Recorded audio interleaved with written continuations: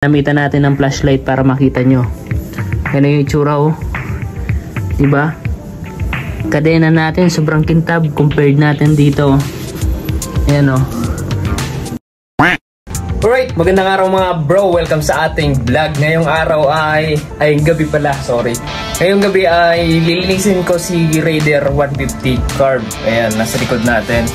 Itong motor na to, hindi pa to nawawashing simula nung pag-uwi ko ng Bicol. So matagal na, halos mag-5 araw na, pero hindi ko pa siya nawawashing. Ngayon, ang gagawin natin, lilinisin ko yung kanyang kadena, sprocket dito sa may cover.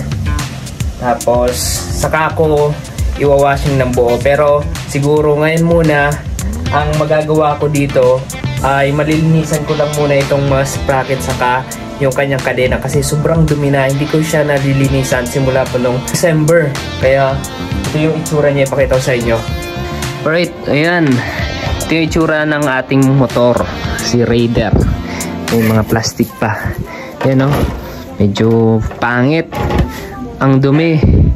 And then ito, sobrang magrasa na. Tapos yung ating kadena, sobrang dumi. Ayan, malikabok, maputik. Ang gagamitin kong panglinis, itong top. Ayan, panglinis to sa CR. Pero nakita ko sa Facebook, sa internet, maganda daw to panglinis sa motor, lalo na sa mga yung dikit na stain na nakakatanggal daw to. Yan, bumili ako. So yan, PC Personal Collection Top Toilet Bowl Cleaner. Tapos bago ko siya lilinisan ito, kasi matigas yung mga grasa nito, tumigas na, gagamitin ko siya ng gasoline, pero mag-ingat lang tayo. So ingatan natin, bawal magsindi kasi napakadelikado nito. Pero tatanggalin ko yung cover ito para malis ng husto. So ipapakita ko sa inyo kung paano ko lilinisin. Alright mga bro, so kung bago lang po kayo, mag-subscribe.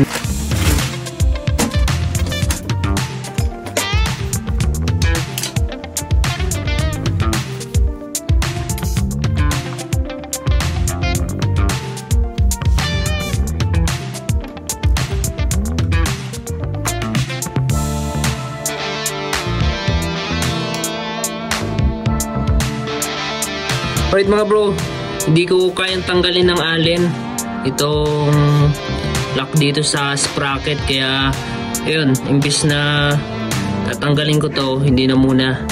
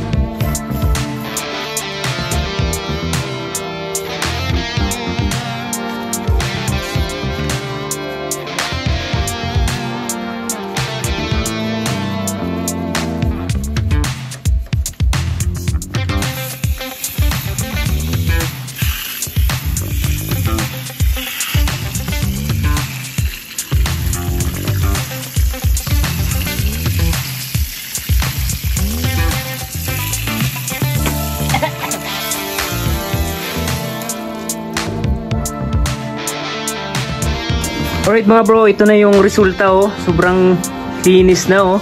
Talagang napakalinis. Kung isusum natin, kita mo yan, diba? Tanggal yung dumi. So ginamitan lang natin ito oh. Yan oh, top gasolina una, tapos ito, tapos sinabon ko na. Ito na yung itsura niya oh. Brush lang yan, brush ko lang. Talagang sobrang tanggal, kintab yung mga langis, yung mga alikabok, mga lupa-lupa, tanggal, pati yung stain dyan na hirap tanggalin kapag sabon lang yung ginamit natin at gasolina. Pero ito, sobrang kumintab. Namitan natin ng flashlight para makita nyo. Yan yung itsura oh. Diba?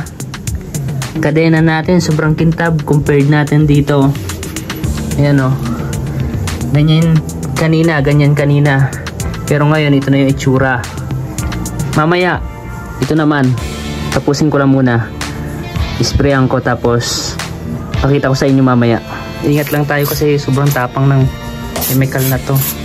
Namumuti pag tinatamaan o. Wow.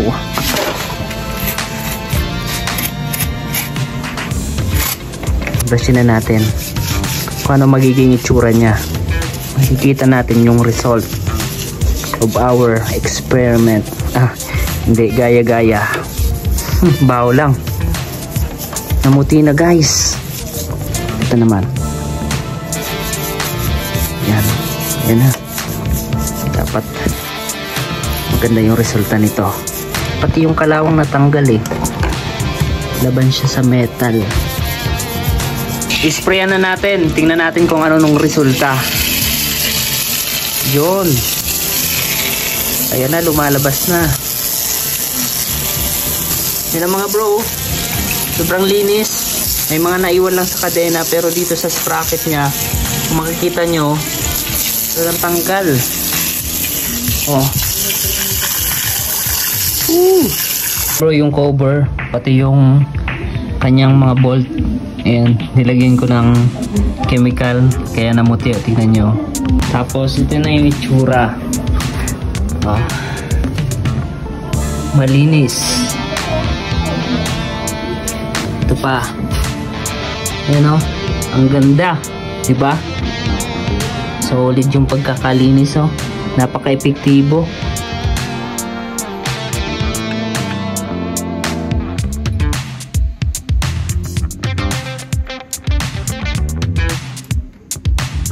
Alright mga bro, tapos na nating linisan sa Raider at nakita nyo naman yung resulta. Napaka-epektibo nung ginamit natin. So, nabibili lang yan sa grocery store. And dito nga lang sa kapitbahay ko na ako nakabili nitong panglinis dito na ginamit natin, na talagang tunay na napaka-epektibo mga bro. And mga bro, kung nagustuhan nyo tong video na to, like, share, and mag-subscribe na sa ating YouTube channel. Pakipalo na rin ng ating bagong FB page, Deo Loco. Maraming salamat. God bless. Bye-bye.